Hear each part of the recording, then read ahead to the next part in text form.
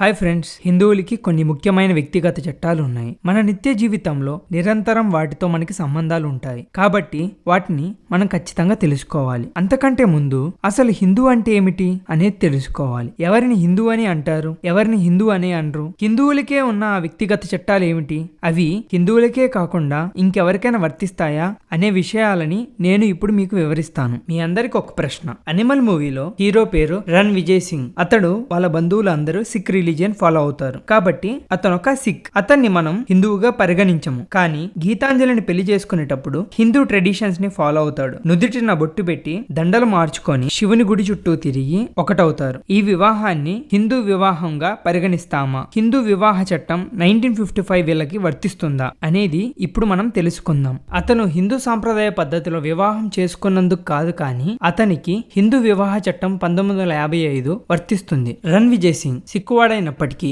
అతనికి హిందూ వ్యక్తిగత చట్టాలైన the Hindu marriage act 1955, the Hindu succession act 1956, the Hindu minority and guardianship act 1956, the Hindu adoptions and maintenance act 1956 and the Hindu disposition of property act 1916 వర్తిస్తాయి. ఒక్క సిక్కుకే కాదండి, Buddhism, Jainism follow అయ్యే వారికి కూడా ఈ చట్టాలు వర్తిస్తాయి. ఎందుకంటే వీళ్ళకి వ్యక్తిగత చట్టాలు లేవు కాబట్టి. మరి ఈ చట్టాలు ముస్లిమ్స్, క్రిస్టియన్స్, పార్సీస్ లేదా జ్యూస్ కి ఎందుకు వర్తించవు? ఎందుకంటే వాళ్ళకి సపరేట్ గా వాళ్ళ వ్యక్తిగత చట్టాలు ఉన్నాయి కాబట్టి. హిందూ వివాహ చట్టం 1955 సెక్షన్ 2 ప్రకారం హిందూ మతం బహుముఖాలున్న ఒక సంప్రదాయం కాబట్టి ఏ వ్యక్తి అయినా ఏ రూపంలోనైనా ఉన్న హిందూ మతాన్ని పాటిస్తే అతన్ని హిందువు అంటారు. అంతేకాకుండా వీరశైవులను, లింగాయత్తులను లేదా బ్రాహ్మణ సమాజం, ప్రార్థనా సమాజం, ఆర్య సమాజంలోని సభ్యులను కూడా హిందువులుగా పిలుస్తారు. బ్రహ్మ సమాజం అనేది 1828లో బెంగాల్లోని కలకత్తాలో రాజారాం మోహన్ రాయ్ స్థాపించిన సామాజిక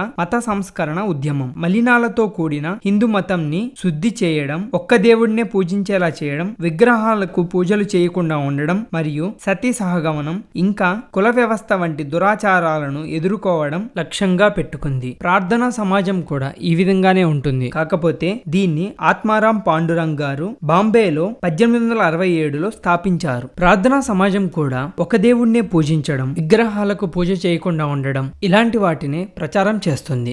ఆర్య సమాజం కూడా వీటినే ప్రచారం చేస్తుంది. కానీ దీన్ని స్వామి దయానంద్ సరస్వతి గారు 1875లో స్థాపించారు. కాకపోతే ఈయన విగ్రహ పూజలకు బదులుగా వేదాలను అనుసరించాలని చెబుతారు. ఇంకా ఈ హిందూ వ్యక్తిగత చట్టాలు బుద్ధ మతస్థులకి, జైన మతస్థులకి, సిక్కు మతస్థులకి కూడా వర్తిస్తాయి. సందర్భాన్ని బట్టి మనుషులు మత ప్రకారం హిందువులు, బౌద్ధులు, జైనులు లేదా సిక్కులుగా పరిగణింపబడతారు. తల్లిదండ్రులు ఇద్దరు హిందువులు, బౌద్ధులు, జైనులు లేదా సిక్కులు అయితే వారికి పుట్టిన బిడ్డని కూడా అదే మతానికి చెందినదిగా భావిస్తారు. ఆ బిడ్డ అక్రమ సంబంధం నుండి పుట్టిన బిడ్డ కూడా అయ్యుండొచ్చు. తల్లిదండ్రులలో ఒకరు హిందూ, బౌద్ధ, జైన లేదా సిక్కు అయితే ఆ తల్లి లేదా తండ్రికి చెందిన తెగ, సమాజం, సమూహం లేదా కుటుంబంలో సభ్యుడిగా పెరిగిన ఆ వ్యక్తికి ఆ మతం వర్తిస్తుంది.